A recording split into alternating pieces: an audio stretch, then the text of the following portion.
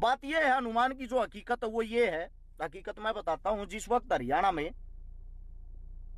किसान आंदोलन चल रहा था, एक लौता आदमी था जो राजस्थान की तरफ से काफिला लेकर उस किसान आंदोलन को समर्थन देने के लिए आया था। हनुमान बेनीवाल वो एक लौता आदमी था जब पहलवान आंदोलन कर रहे थे। बजरंग पूनिया को जब थाने के अंदर बैठा लिया था, पुलिस उठा के ले गई थी। राजस्थान से चलकर बजरंग पूनिया को आधी रात को छुटाने के लिए अकेला आदमी आया था। क्या हरियाणा के अंदर से, हरियाणा की राजनीति के अंदर से कोई आदमी गया था भाई उन छुटाने उस टाइम पे? एक राजस्थान से जयपुर अपने निवास स्थान से चलकर दिल्ली में वो आदमी आधी रात को 2 बजे बजरंग पूनिया को छुटवाने के लिए आता है। किस लिए? वो एक किसान पुत्र, वो आप लोगों का दर्द समझता, आप लोगों के साथ खड़ा रहता है। सच्चा जो आदमी होगा उसको छो उठा रहा है या वास्तविक? पहले राजा बनता था तलवारों की लड़ाई से, तलवारों की नोक पे युद्ध करके। उन्होंने राजा बनवाने के लिए आप लोगों को बराबर का सामान हक दिलवा दिया। गरीब का हो, मजदूर का हो, कमजोर का हो, दलित का हो, जर्नल कैटेगरी का हो, किसी भी कैटेगरी का हो, सबकी सेम पावर कर दी, सबकी सामान्य एक वोट, इस उंगली के अंदर वो ताकत दे दी।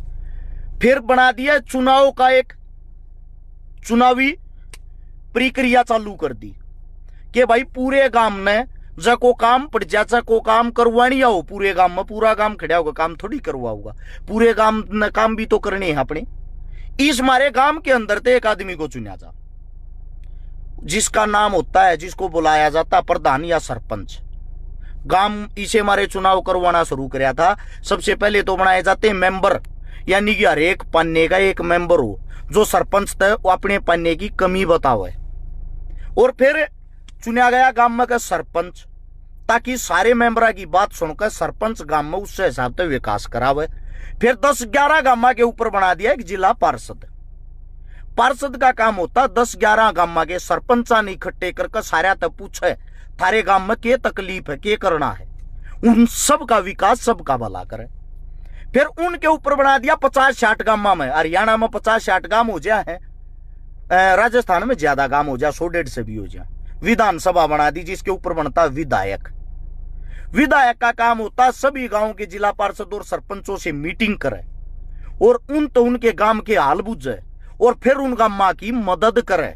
उन गांव में रोड बनवाना है, सड़क बनवानी है, कॉलेज बनवाना है, स्कूल बनवाना है, नाले बनवाने हैं, नाली बनवानी है, उसी हिसाब का विकास कर सके। अच्छा, फिर उसके बाद बनाया जाता एमपी। जो एमपी बनाया जाता वो बना 10, कम से कम 10 विधानसभा के ऊपर, यानी कि 10 के 10 विधायक आते एमपी बात करे। एमपी पूछा भाई के वो है।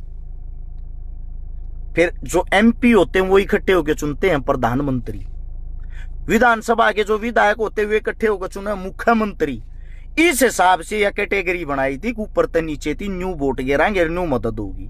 समस्या कड़ागी सरपंच जो गांव का बनाओगे, सरपंच सबसे पहले विकास करने लग गया अपने घर का, अपनी ऐसी तैसी कराएगी, जितना रुपया गांव के नाम का हो उसमें का 60% तो एक लाए खा जाए, 40% रिश्वता में लाग जा के गांव में लाग जा। फिर पार्षद सेम कंडीशन, फिर विधायक सेम कंडीशन, यानी कि बाढ़ में जाए दुनिया, बाढ़ में जाए जनता, अपना काम बनता। सबने अपनी जेब भरी, सबने वो जेब भरने के चक्कर में विकास करना सब भूल गए। लेकिन उससे भी बड़े मूर्ख वे लोग हैं जो इस चक्रव्यूह में कैसे फंसे हुए हैं। विधायक 2-4 हजार करोड़ रुपए कमाता है, जब चुनाव आता 100 करोड़ रुपए भगा दे अपने गुर्गिया में, जो के बाहुबली दबंग आदमी है, उन तरफ ये दे दे, जाओ मेरे लिए बोट खरीद के लाओ। कितनी दारू चाहिए जी? दारू के 5 ट्रक तरवा दो, ले 5 ट्रक तरवा दिए, बांट दो। उनके चक्कर में वो गंदा आदमी जो आप लोगों को पहली बार लूट के लेके गया, दोबारा से फिर विधायक बन जाता है। और विधायक बन के विकास कहां करते हैं? वे जाते हैं थाईलैंड मसाज कराने के लिए। कोई मतलब नहीं उनको विधानसभा से, गांव से, जमीन से, देहात से, जिलों से। बक्के जाओ आप गाड़, 5 साल आपको दिखाई नहीं देंगे। मात्र जब 2 महीने रहते हैं, दोबारा से आते हैं चुनाव के टाइम, पोस्टर छपवा के नेताजी फिर आगे थारा विकास करना। अंदाजा लगा लेते हैं, पहली बार 10 करोड़ लाई, की बार 15 लागेंगे, 15 करोड़ रुपए फिर लगा देते हैं, 5 करोड़ में टिकट खरीद लिया हुए हैं, 15 करोड़ में हल्के न खरीद ले, दोबारा फिर बन जा।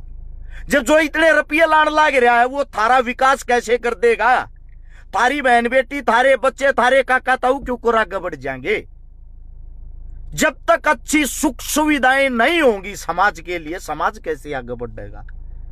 शिक्षा का तो मैटर खत्म कर दिया बीजेपी ने, तो इतना खत्म कर दिया। बीजेपी तो सिर्फ एक बात कहती है, बीजेपी तेन कह देना जी शिक्षा, वहां मुसलमान मंदिर तोड़ रहे हैं, मूर्ख है तू शिक्षा में बढ़ रहा, जाकर देख हिंदू धर्म खतरे में है।